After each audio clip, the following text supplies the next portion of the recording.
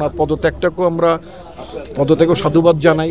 যে মানুষ দল করবে, যত দল হবে সব দল করাকে আমরা ওয়েলকাম করব। সেনা প্রধানের বক্তব্যকে আমি কি বলে ওনার বক্তব্যের যে স্পিরিটটা যেটা ছিল 18 মান্থস, উনি 18 মাসের কথা বলেছেন যে 18 মাসের মধ্যে একটা ভালো নির্বাচন হওয়ার জন্য যথেষ্ট। তো স্থানীয় নির্বাচনে তারা যেটা বলেছেন বক্তব্য পর্যন্ত যা আসছে সেটা হচ্ছে যে আমাদের তৃণমূল পর্যায়ে নেতাকর্মীরা ডিমান্ড করছেন এখন স্থানীয় সরকার নির্বাচন নয়, কারণ স্থানীয় সরকার নির্বাচনে সাধারণত যে হানাহানি সামাজিকভাবে যে বিশৃঙ্খলাটা হয় এটা আওয়ামী লীগ সরকার আমলেই যে দলীয় প্রতীকে নির্বাচন দেওয়ার পথে টোটাল পরিবেশটা খারাপ হয়ে গেছে। এখন আমার পুলিশ ফাংশনাল না, প্রতিষ্ঠানগুলো ফাংশনাল না, এখন সারা দেশে এই কি বলে এটা কিশোর গ্যাং, নানান ধরনের পরিস্থিতি। এই ধরনের পরিস্থিতি উন্নতি না হওয়ার কারণে এখনই যদি আমি স্থানীয় সরকার নির্বাচন দিই আমার ব্যালট বক্স পাহারা দেবে কে? তো সারা বাংলাদেশে গ্রামে গ্রামে ইলেকশন হবে, ইউনিয়ন পরিষদ ইলেকশনটা গ্রামে হবে, সিটি কর্পোরেশন ওয়ার্ডে হবে। ল অ্যান্ড অর্ডারটা আরও উন্নত না হওয়া পর্যন্ত, একটা পলিটিক্যাল গভর্নমেন্ট না আসা পর্যন্ত স্থানীয় সরকার নির্বাচন হওয়াটা দেশের জন্য বিশৃঙ্খলা সৃষ্টি করবে। এটা আমাদের নেতাকর্মীরা এই মতামত দিয়েছেন। কেউ কেউ বলে রাজনৈতিক সরকার তো স্থানীয় সরকার ফ্রি ফেয়ার নাও করতে পারে।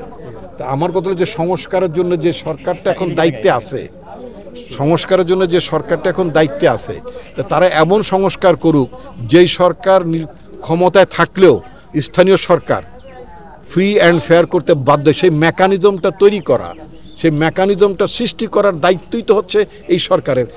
সেই সংস্কারটা তারা করুক, কিন্তু সেই সঙ্গে এখন ধরে নিলাম যে রাজনৈতিক সরকার আগে যদি এখন স্থানীয় সরকার নির্বাচন হলো, কারণ তারা নাকি করবে না।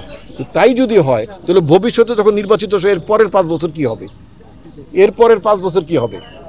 তাহলে আমাদের একটা পার্মানেন্ট সলিউশনে যাওয়া দরকার যে রাজনৈতিক শাসনামলেও যাতে স্থানীয় সরকার ফ্রি অ্যান্ড ফেয়ার হয় সেটার জন্য একটা ভালো সংস্কার করা দরকার। সেই সংস্কারের সুপারিশটি আমরা দেখছি না, দুঃখজনকভাবে। তথ্য উপদেষ্টা রাজনীতি করবেন, তিনি পদত্যাগ করবেন, এটাই তো স্বাভাবিক এবং উনি করেছেন। এটা ওনার পদত্যাগটাকেও আমরা পদত্যাগও সাধুবাদ জানাই।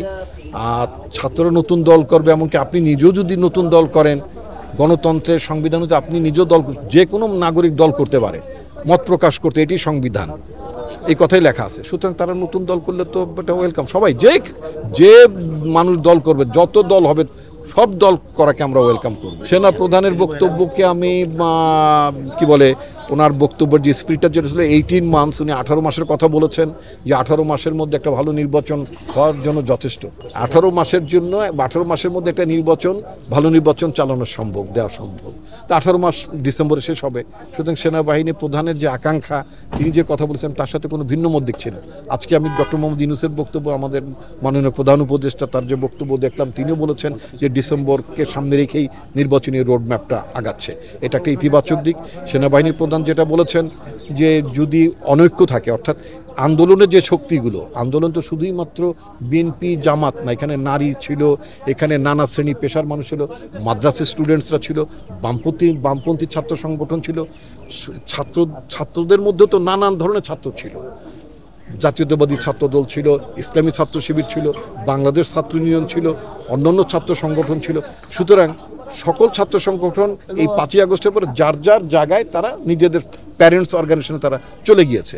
সুতরাং আজকে সেনাবাহিনী প্রধানের বক্তব্যটা উপলব্ধি করতে হবে। তিনি বলেছেন যদি এই আন্দোলনকারী শক্তি, যারা ফ্যাসিবাদকে যারা পরাজিত করেছে, এই শক্তিটা যদি নিজেদের মধ্যে যদি ঐক্য ধরে রাখতে না পারে, যদি অনৈক্য থাকে, তাহলে সেটা দেশের ভবিষ্যৎ গণতন্ত্রের উত্তরণের জন্য ভালো হবে না। এটি আমি বুঝতে পেরেছি।